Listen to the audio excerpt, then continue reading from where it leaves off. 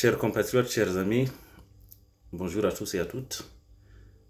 Je fais cette vidéo pour apporter ma petite contribution au débat politique et pour notamment apporter ma réflexion sur l'actualité politique et sur un événement récent, à savoir la dissolution de 70 partis politiques mauritaniens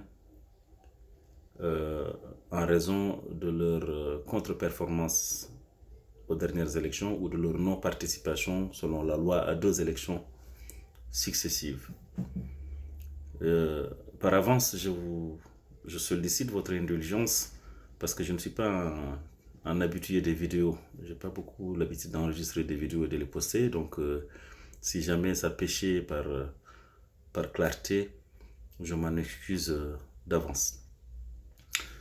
Si j'ai voulu faire cette vidéo, c'est parce que dès lors que la loi concernant justement la dissolution des partis politiques en raison de leur contre-performance électorale, en raison de leur absence à des élections a été votée, j'ai déjà exprimé mes réserves par rapport à la pertinence de cette loi et surtout par rapport à son sérieux.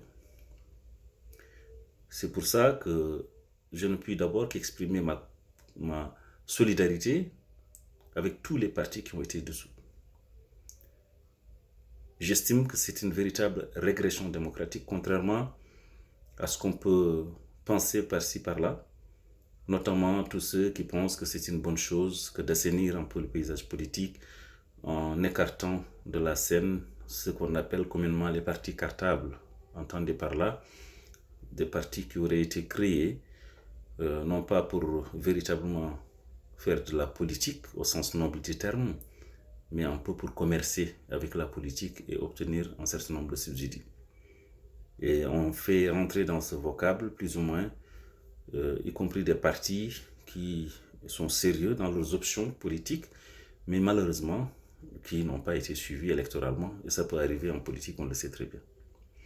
Pourquoi je suis contre cette disposition? D'abord sur le principe. Le principe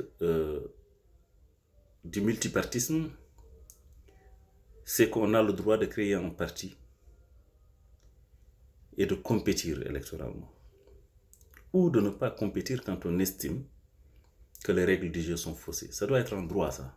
Ça doit être une possibilité de ne pas être d'accord, y compris avec l'organisation d'un scrutin. Et pour cette raison-là, de choisir de ne pas y participer. Si on enlève ce droit à un parti politique, de mon point de vue, selon ma compréhension, et je n'ai aucune compétence juridique, de mon point de vue, on est en train de faire une atteinte au principe même de la liberté d'opinion, de la liberté d'expression. Parce que ça peut être une opinion que de considérer que les élections sont faussées et de ne pas participer. Même si ça n'a jamais été l'option du parti auquel j'appartiens, comme vous le savez, nous avons toujours participé aux élections, même quand nous avons estimé que les règles du jeu étaient faussées. Mais par respect pour les opinions qui ne sont pas les nôtres, j'estime qu'un parti peut défendre l'option contraire et pour autant rester dans le paysage politique. Je vois déjà certains se réjouir qu'on ait écarté de la scène des partis dits cartables. Je dis attention parce que il faut bien comprendre ce qui est en train de se jouer. Quand un pays comme la Mauritanie, à la tête duquel se trouve un régime militaire, puisque c'est le cas, même s'ils sont aujourd'hui politisés, ce sont des militaires à la base, qui pour une raison dont on ignore réellement les vrais ressorts, décide une telle loi que celui qui ne participe pas 2 fois à des élections verra son parti dissous, que celui qui fait moins d'1% aux élections verra son parti dissous.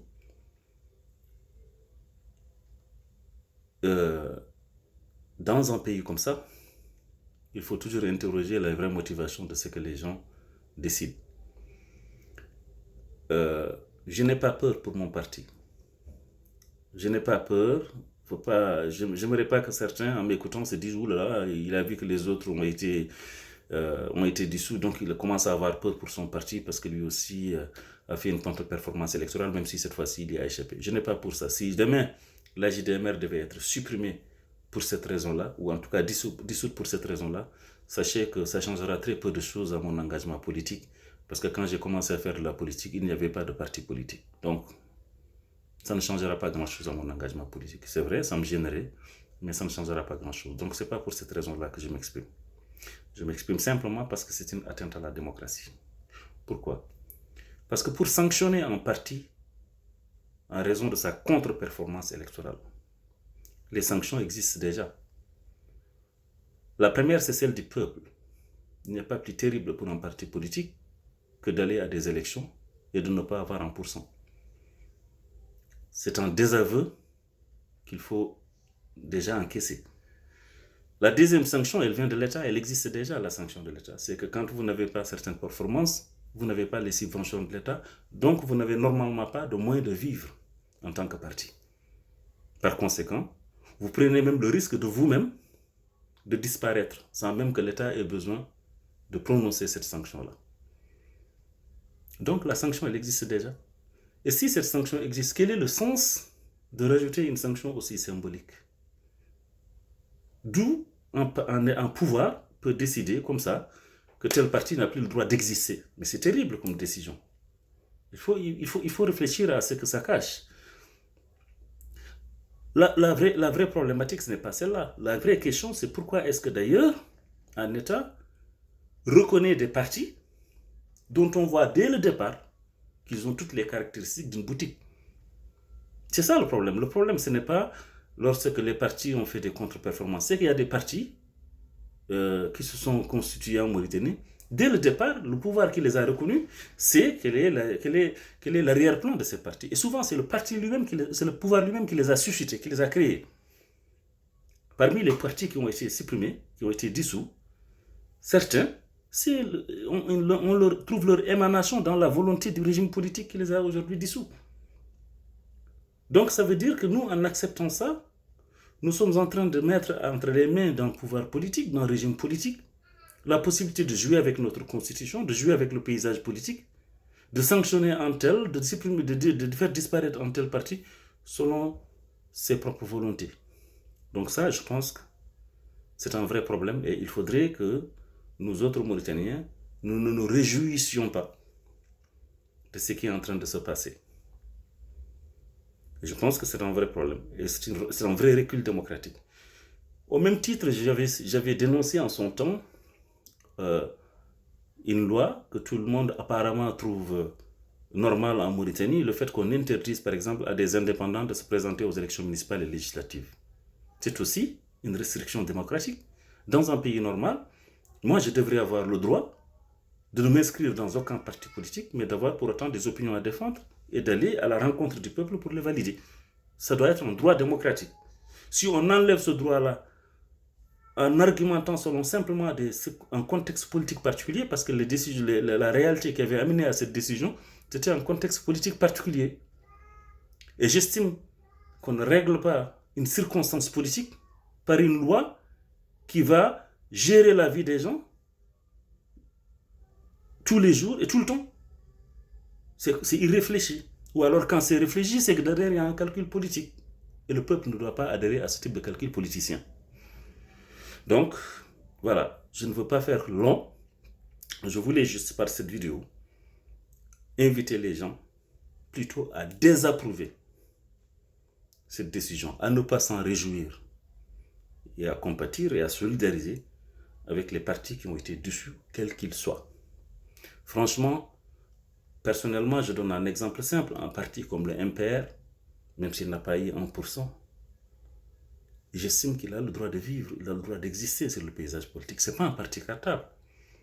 Oui, c'est un parti qui a fait une contre-performance électorale, au même titre que nous l'avons fait, même si nous avons échappé.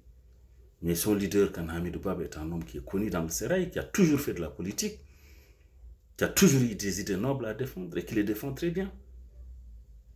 Comment est-ce qu'on peut aujourd'hui empêcher cet homme d'avoir un parti politique avec des prétextes aussi bidons? Donc, moi j'estime que nous sommes aujourd'hui en train de conforter le pouvoir dans l'idée qu'il peut comme ça jouer avec notre législation, qu'il peut jouer avec notre constitution, même si cette constitution, personnellement, je ne l'ai pas votée parce que je trouve que dans sa substance et dans son fondement, elle a une orientation qui ne me convient pas. Mais quand même, ça reste une constitution qui s'impose à moi en tant que citoyen. Donc je ne devrais pas laisser des régimes politiques commencer comme ça à jouer au gré des circonstances et au gré de ce qui peut les arranger politiquement, décider comme ça de choses concernant les partis politiques. Parce que ça, c'est le socle de la démocratie. Et quand on commence à toucher à cela, et quand on commence à banaliser le fait que le pouvoir politique touche à cela, on est en train de banaliser le fait que le pouvoir politique joue avec la démocratie ou l'apparence qui en existe en Mauritanie. Voilà.